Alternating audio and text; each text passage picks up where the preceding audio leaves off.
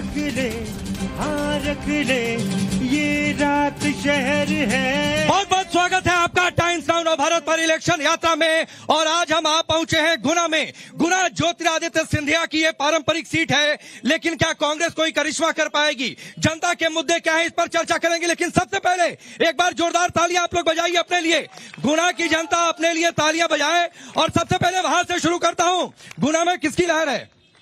गुना BJP की, कांग्रेस की है। कांग्रेस भारतीय जनता पार्टी, मोदी।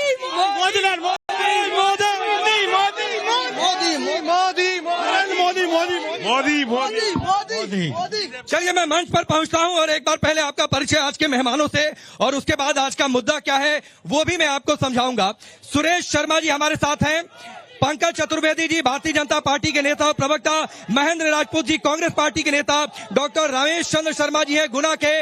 लेकिन उससे पहले देश की सियासत में जबरदस्त तरीके से हंगामा मचा है संपत्ति बंटवारे के मसले को लेकर। कांग्रेस पार्टी के ओवरसीज के बड़े नेता हैं जो पूरा काम देखते हैं, सैम पित्रोदा एक स्टेटमेंट देते हैं, विदेशों में बने कानूनों का हवाला दे रहे हैं और ये कहते हैं कि जीवन भर की कमाई जो अपने संतान के लिए आप छोड़कर जाते हैं उस पर टैक्स लगाने पर विचार होना चाहिए, उस पर बातचीत होनी चाहिए। लेकिन इस मुद्दे पर जब हंगामा हुआ तो कांग्रेस पार्टी ने इससे किनारा भी किया। लेकिन बीजेपी आरोप लगा रही है कि यही कांग्रेस की मानसिकता है। एक छोटी सी रिपोर्ट, क्या कुछ कहा गया है बीजेपी की ओर से, कांग्रेस की ओर से क्या कुछ कहा गया, उसके बाद जो मंच पर मौजूद नेता है उनसे बातचीत और जनता के बीच।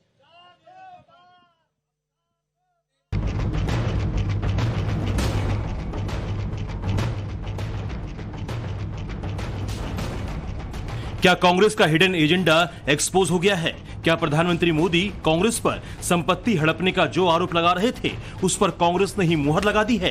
क्या कांग्रेस की नजर देश के लोगों की तिजोरी पर है? ये सवाल इसलिए उठ रहे हैं क्योंकि जो आरोप बीजेपी लगा रही थी उन पर कांग्रेस नेता ही मुहर लगा रहे हैं।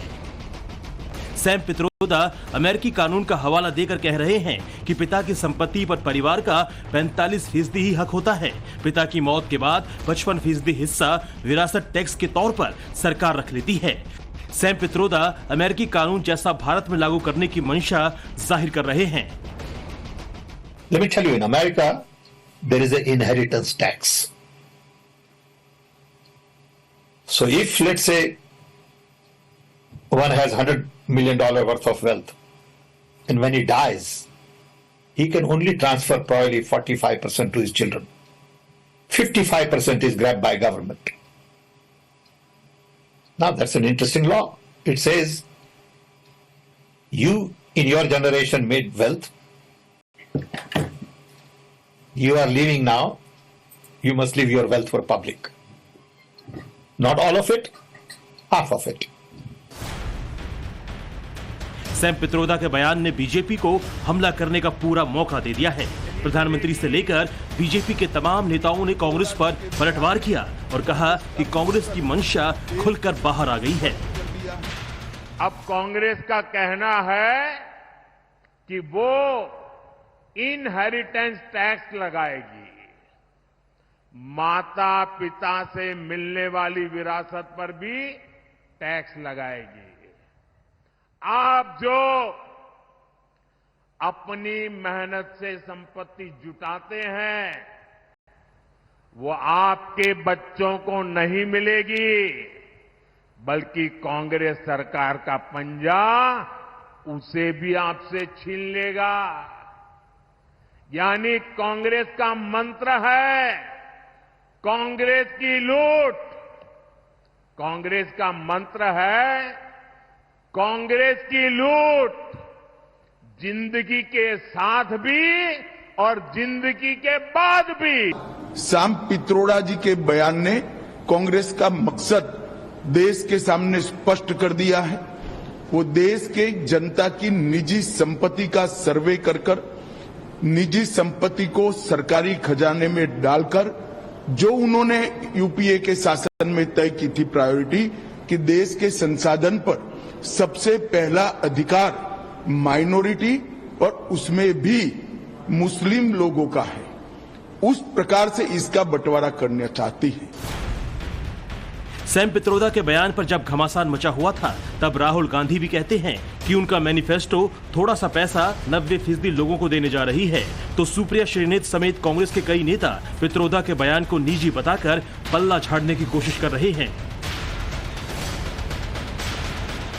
आपने ही कहा कि मैनिफेस्टो क्रांतिकारी डॉक्यूमेंट है, उसमें एक्सरे है और उसमें जो इनकम इनइक्वालिटी नरेंद्र मोदी जी ने की है, जो 22 लोगों को उन्होंने 16 लाख करोड़ रुपए ट्रांसफर किया,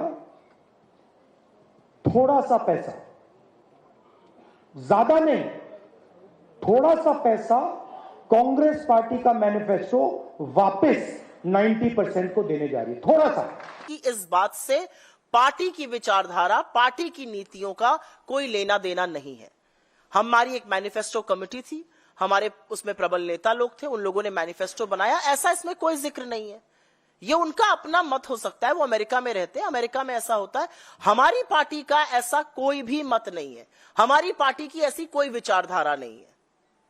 ये मैं बिल्कुल क्लियर कर देना चाहती हूं, कांग्रेस पार्टी की ऐसी कोई विचारधारा नहीं है। सलाह यह है कि पहले पढ़ ले मैनिफेस्टो, कि जो मैनिफेस्टो में नहीं है उसके बारे में वो इधर उधर सारी बातें कर रहे हैं, कम से कम पढ़ तो ले। अब सवाल है कि क्या कांग्रेस की नजर देश की जनता की तिजोरी पर है? क्या कांग्रेस सत्ता में आई तो विरासत कर लगा देगी? सवाल ये भी है कि सैम पित्रोदा के बयान के बाद कांग्रेस बैकफुट पर आ गई है। इन सारे सवालों का जवाब जानने के लिए टाइम्स नाउ नव भारत की इलेक्शन यात्रा पहुंच चुकी है मध्य प्रदेश के गुना में। तो चलिए जनता का मन टटोलने सीधे चलते हैं इलेक्शन यात्रा में। इंडिया जग रे हो, जग दे इंडिया।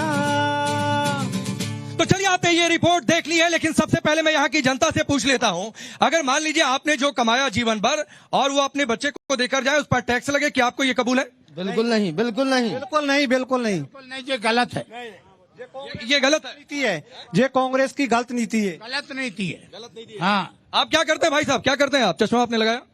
कार बाजार तेरा ट्रांसपोर्ट का काम करते हैं, बिजनेस करते हैं। बिजनेस करते हैं। आपने बिजनेस में जो कमाई की, पता चला आप गए, अब भगवान आपको लंबी उम्र दे, लेकिन उसके बाद सरकार कहे कि भाई 1 लाख में से 40,000 सरकार के हिस्से। बिल्कुल नहीं।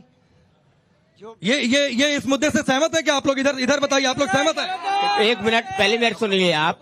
जब कांग्रेस के राष्ट्रीय प्रवक्ताओं ने, कांग्रेस के नेताओं ने स्पष्ट ये बात कह दी हमारे मैनिफेस्टो में नहीं है, तो जो मीडिया इस बात को क्यों चर्चा कर रही है? तो किसने कहा था सैम पित्रोदा को कि ये आकर बोले? पित्रोदा कौन?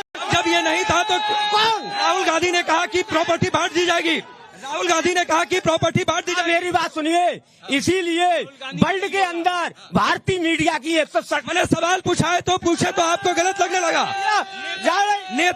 नेता आपके बयान देकर चले जाए वो ठीक है, गुलामी है, आप सरकार की गुलामी कर रहे हैं, पत्रकारिता नहीं कर रहे। पत्रकारिता मत सिखाइए ना। हाँ बोलिए।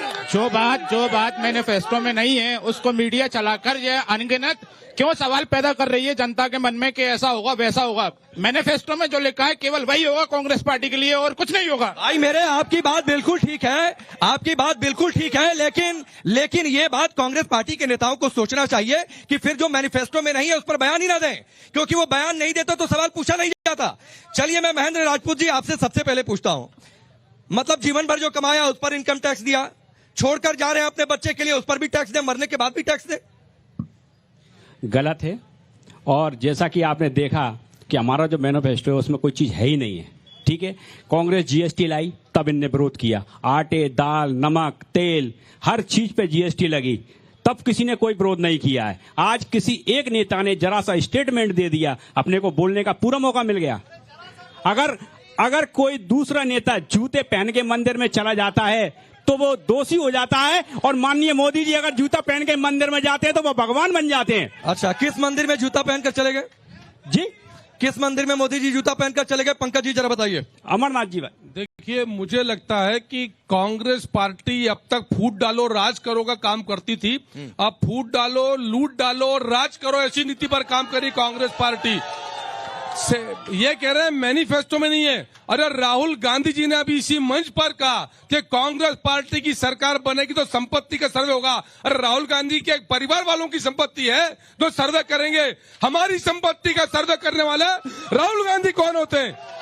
यदि आपको सुनिए, यदि आपको सीमा, संतान, संपत्ति और सनातन की रक्षा करना है तो भारतीय जनता पार्टी के कमल को निशान को वोट दीजिए। ये तुष्टीकरण करने वाले ना धर्म के सगे ना मानवता के सगे, ये इनका एजेंडा। राकेश जी, ये एजेंडा है 1936 का कांग्रेस पार्टी मुस्लिम लीग का घोषणा पत्र और कांग्रेस पार्टी का मैनिफेस्टो लिखा है कांग्रेस के मैनिफेस्टो में। ये हमारा पैसा लूटकर मुसलमानों को बांटना चाहते हैं। ये अलग क्यों करते हैं मुसलमानों को? मुसलमान भी हमारे भाई हैं।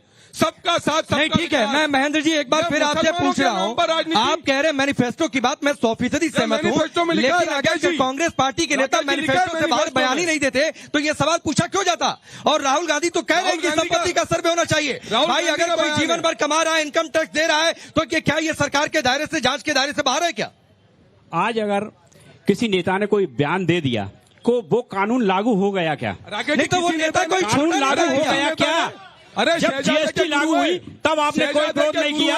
आपने बीच में, आप मेरी बात सुनिए, आप गौ सेवा की बातें करते हैं, आप गौ सेवा की बातें करते हैं। 250 करोड़ आप चंदा लेते हैं उस बीफ कंपनी से, कांग्रेस पार्टी के पदाधिकारी बीफ कंपनी से लेते हैं। राहुल गांधी ने बोला राष्ट्रीय पशु क्यों घोषित नहीं करते? सर्वे कराने का। अरे आप राष्ट्रीय पशु घोषित कीजिए।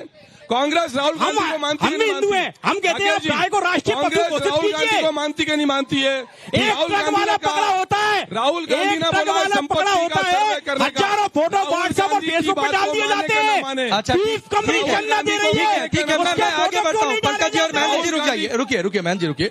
अब मुझे डॉक्टर रमेश चंद्र शर्मा आप बताइए। हाँ, डॉक्टर शर्मा आप बताइए, आप तो कांग्रेस पार्टी के साथ है, एक गठबंधन है, कि आप लोग इससे सहमत हैं कि मरने के बाद पता चले संपत्ति पर टैक्स लग जाए? देखिए, उनसे सवाल है। ये सही बात है कि ऐसा कुछ नहीं है। ये सिर्फ जब 10 साल में मोदी सरकार विकास के नाम पे बात नहीं कर रही, स्कूल, अस्पताल, बिजली, पानी पे बात नहीं कर रही, ये जिनका भी कोई सिर पैर नहीं है। अमेरिका से तो मैं कह रहा हूं कि अगर आप नहीं सहमत है तो बोलिए ना कि ये बयान गलत है, नहीं देना चाहिए था। हम आज किसी और मुद्दे पर चर्चा कर रहे होते, हम इस पर बात नहीं कर रहे होते। पार्टी का वैधानिक बयान नहीं है, वो अलग से बयान है, उसका कोई मतलब नहीं है। उत्तर दो। राहुल गांधी ने कहा है, राहुल गांधी का बयान चला है कि संपत्ति का सर्वे होगा। राहुल गांधी ने बोला भाई, जो बयान राहुल गांधी ने कहा संपत्ति का सर्वे की बात, ठीक है। राहुल गांधी ने कही बिल्कुल ठीक है। अब सुरेश शर्मा जी, अगर ये सैम पित्रोदा ने बोला नहीं होता, ये बयान आया नहीं होता, तो क्या हम इस पर चर्चा कर रहे होते? उसके बावजूद कहा जाता है कि मैनिफेस्टो, कई लोग कह रहे हैं कि आप इस पर चर्चा ही क्यों कर रहे हैं? हमारे माननीय सुरेश जी से सवाल है। रुकिए। पार्टी के बड़े नेता राहुल गांधी ने जब बोल दिया तो मैनिफेस्टिंग कहां से आया? जब राहुल गांधी ने बोल दिया, राहुल गांधी पार्टी के एक वरिष्ठ नेता हैं, तो वो बात सबको मानना होगी कि ये गलत बोला है। और कांग्रेस पार्टी हमेशा हिंदुओं का शोषण और गरीब आदमियों का शोषण करती रही है। ठीक है, चलिए मैं जनता के बीच चल रहा हूं। आपकी संपत्ति का सर्वे आपके जाने के बाद, लेकिन उससे पहले कवि महोदय हमारे साथ हैं। आपने कुछ खास तौर पर अगर इस मुद्दे पर तैयार किया, गुना के लिए तैयार किया हो, तो जरा सुनाइए, फिर मैं पूछूंगा कि ये लोग संपत्ति का सर्वे चाहते हैं कि नहीं। देखिए, कांग्रेस के पतन का कारण खुद कांग्रेस है।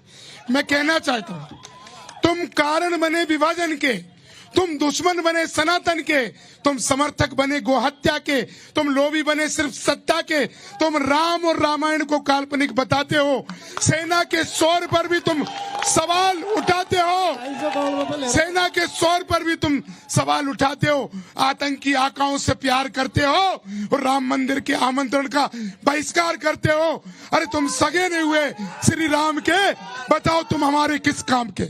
ये एक कवि हृदय की बातचीत है, लेकिन आपकी प्रॉपर्टी का सर्वे आपके जाने के बाद इस दुनिया से, क्या ये कबूल है? नहीं, बिल्कुल नहीं है, बहुत गलत है, बहुत गलत। ये गलत है। उन्हें पता ही नहीं है हमारे को क्या बोलना है। मेरा सवाल ये है कि जब हिंदू धर्म हितैषी सरकार है तो भारत नंबर 1 वर्ल्ड में गो मांस निर्यात में कैसे हो गया? ये कैसे हुआ? ये अचंबा कैसे हुआ? ये समझ से परे है। अच्छा ठीक है। और कोई सवाल पूछेगा फिर मैं एक बार जवाब लेता हूं। बोलिए साहब, ये चुनाव विकास पर मुद्दा विकास का होना चाहिए। 2 करोड़ नौकरियों की बात होनी चाहिए। तो यही 400 पार, तेल 400 पार, आटा 400 पार, हर चीज 400 पार। जमीनों को रजिस्ट्री कर दी जाती है, जमीनों की रजिस्ट्री कर दी जाती है। फिर बीजेपी सरकार में नामांतरण क्यों रोक दिया? नामांतरण को रोक दिया, इसका कहाँ नामांकन रोका गया? रोका ना, 5 महीने पहले मैंने जमीन खरीदी है और अभी है ना इस पर कहेंगे तो नामांकन कहाँ रुका? चुनाव लड़ने जा रहे थे क्या आप? चुनाव लड़ने जा रहे थे? जमीन की रजिस्ट्री हो गई। अरे आप कह रहे हैं नामांकन रोका गया, आप चुनाव लड़ने जा रहे थे? नहीं, नामांतरण रोक दिया जमीन का। अच्छा, जमीन का। कोई महंगाई नहीं है सर, यहाँ कोई महंगाई नहीं है। महंगाई देख रहा है बीजेपी सरकार भटकाओ, बात महंगाई की करो। अरे तो कौन भटका रहा है? चलिए पंकज जी अरे रुकिए भाई, रुकिए ना। हाँ ठीक है, पंकज जी एक जवाब दीजिए जो सवाल है जी। जवाब देखिए राकेश जी, देश में आज मुद्दा संपत्ति के सर्वे किसने प्रारंभ किया? भारतीय जनता पार्टी ने किया। अभी ये क्या कहते थे कि प्रधानमंत्री जी असत्य कथन कर रहे हैं, हमारे घोषणा पत्र में संपत्ति की बात नहीं लिखी। ये मंगलसूत्र लूटने के मैनिफेस्टो का खुलासा है। सैम पित्रोदा कांग्रेस के नेता का बयान। वो है कौन? शहजादे के गुरु हैं, राजीव गांधी जी के मित्र हैं, कांग्रेस पार्टी के पदाधिकारी हैं, और वो कह रहे हैं कि हमारी संपत्ति का सर्वे होगा और 50% संपत्ति कांग्रेस की पंजा हड़प लेगा और बांट देगा अल्पसंख्यकों के नाम पर मुसलमानों को। हमें ऐतराज नहीं राकेश जी, हम तैयार हैं विकास पर बात करने के लिए। चलिए विकास पर बात करते हैं। भारत का शेयर बाजार 25,000 था 10 साल पहले, आज 75,000 के पार है। 11 साल से भारत की जो इकोनॉमी थी वो 11वें नंबर पर थी, आज 5वें नंबर पर है। कांग्रेस ने कहा था हम 2043 में तीसरी इकोनॉमी बनाएंगे। मोदी जी ने वादा किया, गारंटी है मोदी की। ठीक है, सवाल आप लोगों का। रुके, मैं इधर ले लेता हूँ। विकास पर बात करते हैं, करिए विकास पर बात। ग्रामीण क्षेत्र से हूँ, बमोरी विधानसभा से। मुझे राजनीतिक पार्टियों से कोई मतलब नहीं है, कांग्रेस से ना बीजेपी से। हम एक चीज बताएं, विकास के मुद्दे पे बात करें। आज ग्रामीण क्षेत्र बमोरी विधानसभा, ये लोकसभा गुनाशिवरी में आती है। 40 साल से ग्रामीण पानी की मांग कर रहे हैं और अभी काली सिंध पार्वती परियोजना जो लागू की गई थी, जो बमोरी विधानसभा को छूती हुई निकलती है, उसी क्षेत्र को इन्होंने वंचित किया, सरकारों ने, प्रशासन ने। ये हमको कब जोड़ेंगे, कब पानी देंगे, कब हमको अच्छी शिक्षा? ठीक है, पानी वाला सवाल हो गया। शिक्षा और स्वास्थ्य, ठीक। अब बाकी लोग का बयान है। ये डिबेट आपने संपत्ति को लेके कर रहे हैं। आपका ये कहना है कि डिबेट संपत्ति को लेके है। नहीं, गुना पर भी है। गुना पर भी है ना। तो आप ये बताइए कि पंकज जी से मेरा पहला सवाल ये है कि जो मोदी जी ने माइनॉरिटीज का पहला हक इस देश की संपत्ति पे है, क्या वो इससे सहमत है या नहीं है? इनसे जवाब पूछिए। पहला सवाल मेरा इनको है। मैं देता हूँ जवाब। ठीक है, हाँ जी दीजिए, आप जवाब ले लीजिए, जवाब दे दीजिए। जवाब देते हैं इसका। देखिए, भारतीय जनता पार्टी का नारा क्या है?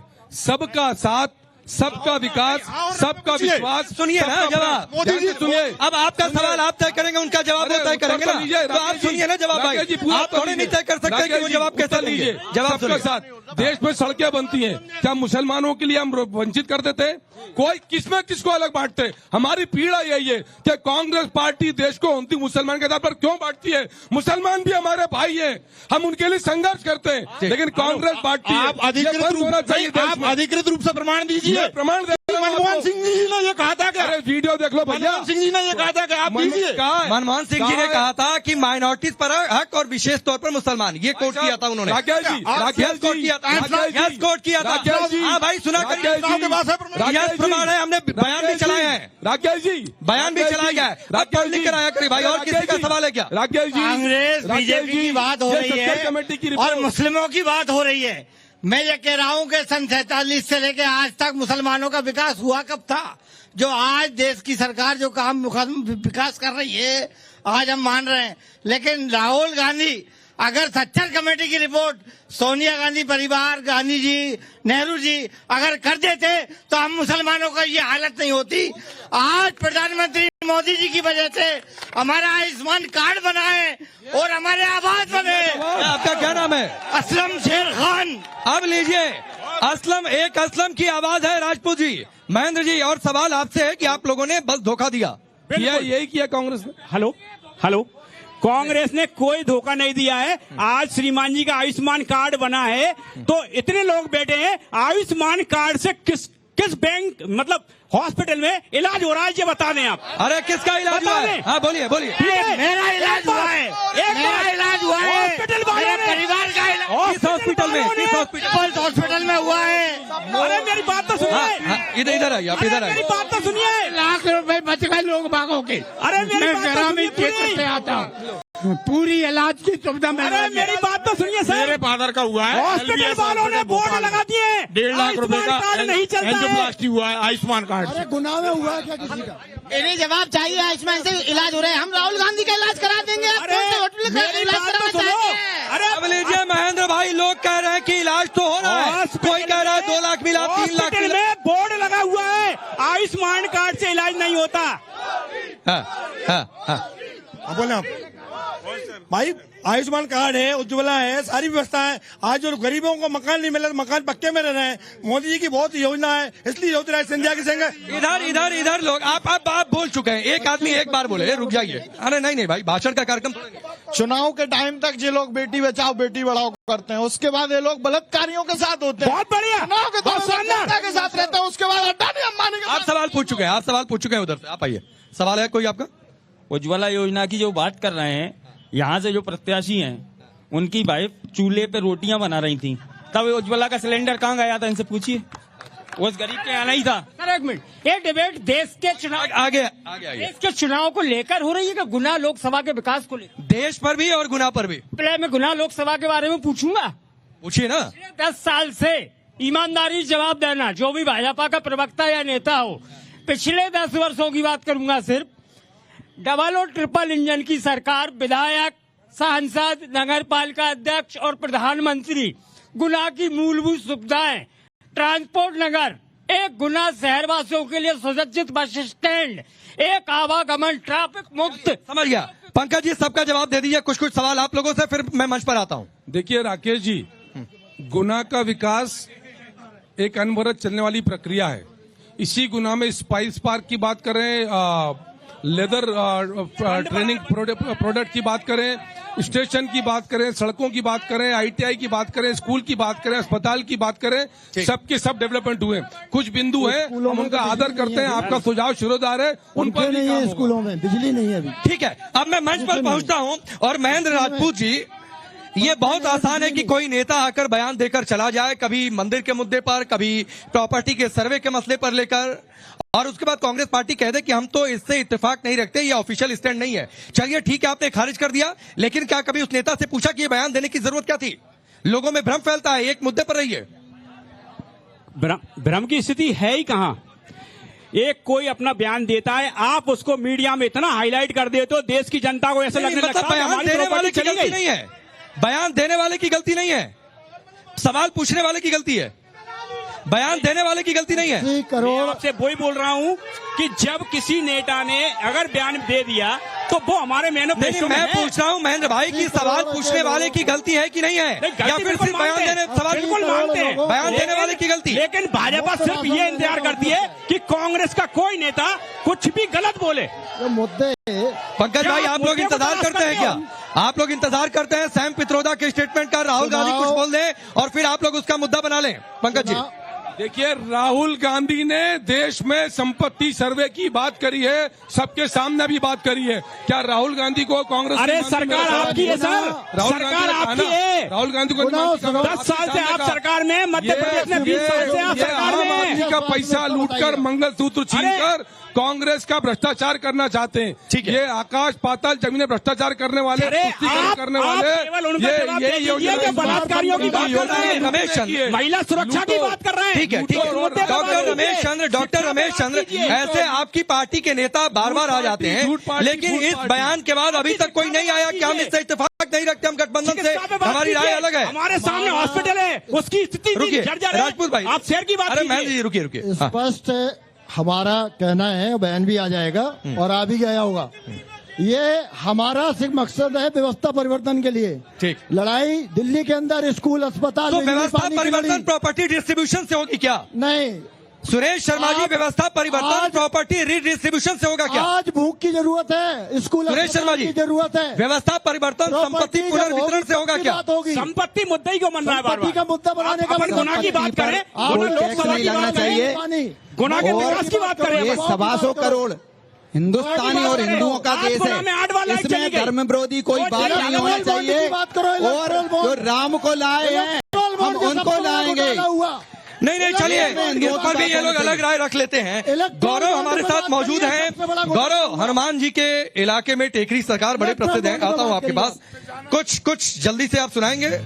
वो टेकरी सरकार की होगी जो केसरी के लाल, मेरा छोटा सा ये काम की जो केसरी के लाल, मेरा छोटा सा ये काम। मेरी राम जी से कह देना जय सिया राम, मेरी राम जी से कह देना जय सिया राम। मैं राम नाम जपता तुम्हारा सदाना, मेरी राम जी से कह देना। चलिए, खैर सियासत में राम और हनुमान की भी चर्चा बहुत ज्यादा हो रही है और अयोध्या भी एक मुद्दा। लेकिन कवि महोदय, कुछ आप सुनाइए, क्योंकि आखिरी दौर में है, और उसके बाद एक और क्विक कमेंट मैं यहाँ की जनता का लूंगा। देखिए, मोदी के दीवाने क्यों हैं?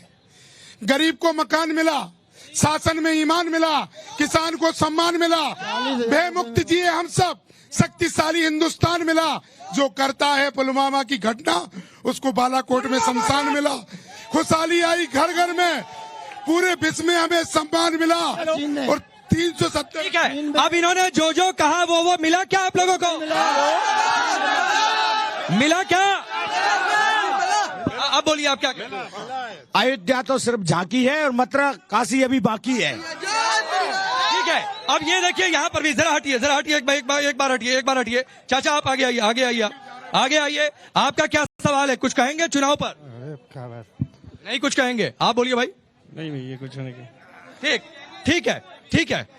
मैं इधर से कोई बातचीत जिसने अभी तक ना बोला हो, हाँ, आ गए धर्म पे वोट मांगने वाले आ गए। अरे हिम्मत है तो मांगना है तो कर्म के नाम पे वोट मांगिए। देखो भगवान हमारे दिल में है। जय कांग्रेस भैया, कांग्रेस आपकी साथ। ठीक है। कांग्रेस प्रवक्ता से पूछना चाहता हूँ, राम मंदिर का निमंत्रण क्यों ठुकराया? जय राम का नहीं है, वो किसी का नहीं है। गुना की बड़ी समस्या है रिंग रोड की। सभी पार्टियां जब भी आती है करेंगी। और मैं भारतीय जनता पार्टी से एक सवाल सवाल का दौर नहीं है। आप सभी का बहुत बहुत शुक्रिया। लेकिन एक बार ताली आप लोग बजाइए। गुना से ये खास एपिसोड आप देख रहे थे। इसके आगे हम भोपाल पहुंचेंगे, कल नहीं परसों। भोपाल से इलेक्शन यात्रा का खास शो। मंच पर मौजूद मेहमानों का बहुत बहुत शुक्रिया। लेकिन फिलहाल देखते हैं ग्रीन लैंप, कुछ मेरा कुछ तुम्हारा।